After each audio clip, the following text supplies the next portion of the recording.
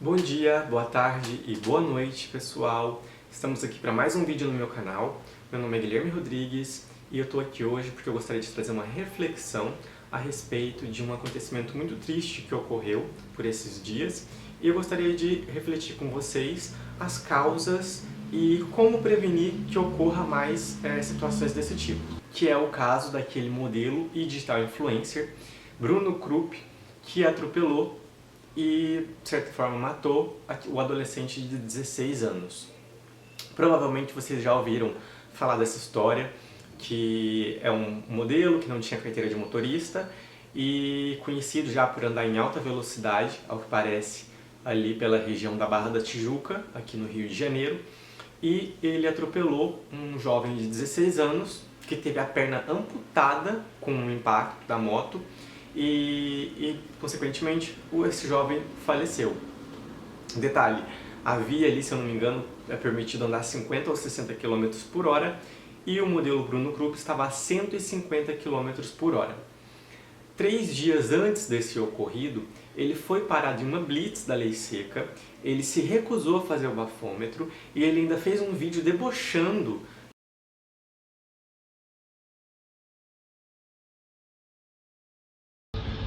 Na moral, mano, eu amo lei seca. Eu amo. Já é? Vamos ver qual vai ser o desenrolado da melhor forma. Demorou? Tamo junto. Os dois lados da pista. E ele estava com essa moto no dia e como ele não tinha carteira de motorista, não tem ainda, né?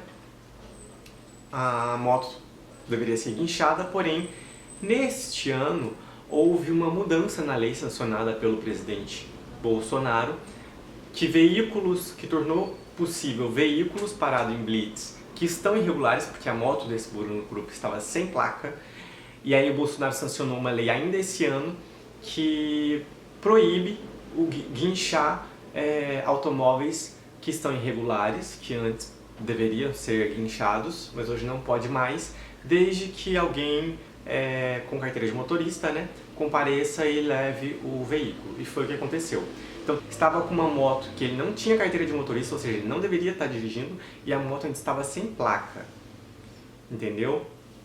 Então, assim, é uma situação extremamente triste, né, principalmente para a família do jovem que perdeu a vida, e quantos outros jovens perdem a vida todos os dias devido à infração de trânsito.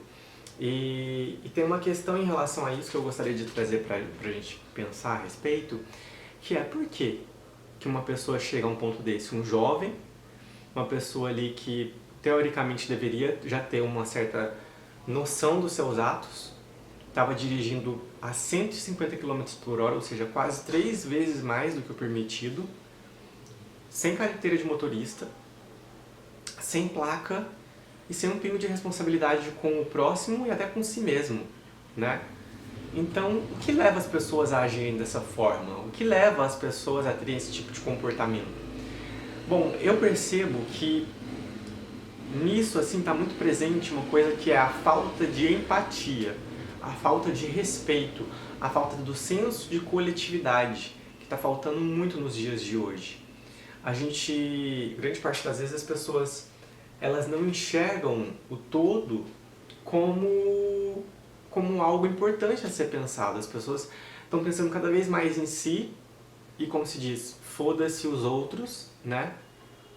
Então eu acho que esse tipo de atitude, além de ser uma atitude irresponsável, uma atitude assim que tem que ser punida, né? Espero que ele seja preso, que ele pague pelo crime que ele cometeu, porque aviso ele teve, foi parado na blitz. Se ele tivesse um pouco de consciência, teria se assustado com a situação, ter um pouco de empatia, receio, medo, mas não, continua tendo aquele tipo de atitude. Então acho que a pessoa tem sim que pagar, tem que passar por um processo de medidas educativas dentro da prisão, ficar lá assim um tempo, até porque se a pessoa, para mim, ele cometia esses atos porque ele tinha certeza da impunidade, né?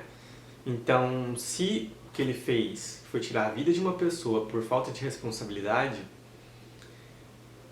não pode passar impune, porque senão sai dali e vai cometer um outro ato, né? com a certeza da impunidade novamente. Vai colocar a vida de outras pessoas inocentes em risco. Então é uma situação muito triste, mas eu também gostaria de pensar o que nós devemos fazer enquanto sociedade para mudar cenários como esse, para não deixar isso continuar acontecendo, para não vir a acontecer novamente ou evitar que aconteça o mínimo possível. Eu acredito que a gente deveria trabalhar mais a empatia, seja na nossa família, seja nas escolas. Eu acredito assim, a gente estuda português, matemática, física, química, que é extremamente necessário e importante, mas a gente não estuda os sentimentos.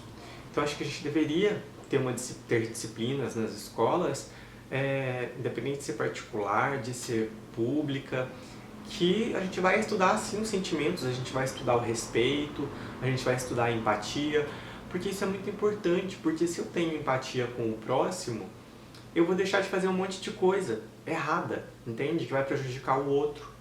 Então, eu acho que isso é importante, principalmente as famílias também, né? Eu já dei aula em escola pública no estado, em Minas Gerais, e eu vejo que o adolescente, a criança, na maior parte das vezes, ele é um reflexo do que ele vê e vive em casa. Então, se a pessoa reproduz isso, claro que não é todo mundo, né? Mas uma grande parte é reflexo do que vive ali em casa. Então a gente tem que pensar o que a gente está querendo, que tipo de juventude, que tipo de mundo a gente quer para o futuro, um futuro que nós vamos estar presentes também, né? Então, assim, que tipo de pessoas, cidadãos nós queremos formar, entende? Então eu acho que eu fico muito triste, né, quando eu vejo assim uma família, um pai, uma mãe ou uma pessoa que é um tutor com uma criança e fazendo algo errado, assim, xingando, brigando. Não que eu seja perfeito, ninguém é perfeito, todo mundo tem defeito, mas a gente tem que ter essa consciência crítica e enxergar a raiz do problema, entende? Então eu fico muito triste quando eu vejo um adulto fazendo uma coisa super errada do lado de uma criança, porque você está estimulando aquilo ali, ensinando e dando aval para aquele tipo de atitude, e que aquele outro ser ali que está aprendendo vai aprender com você, entende? As eleições estão chegando aí, eu acho que a gente tem que votar em candidatos, né? Agora já entrando numa questão de eleição, acho que a gente tem que votar em candidatos que são a favor da educação pública de qualidade, porque só a educação transforma o nosso país para uma coisa melhor, né? Só a educação que vai jogar luz em questões que a gente precisa desenvolver na nossa sociedade para crescer enquanto economia, enquanto ser humano, enquanto sociedade, né?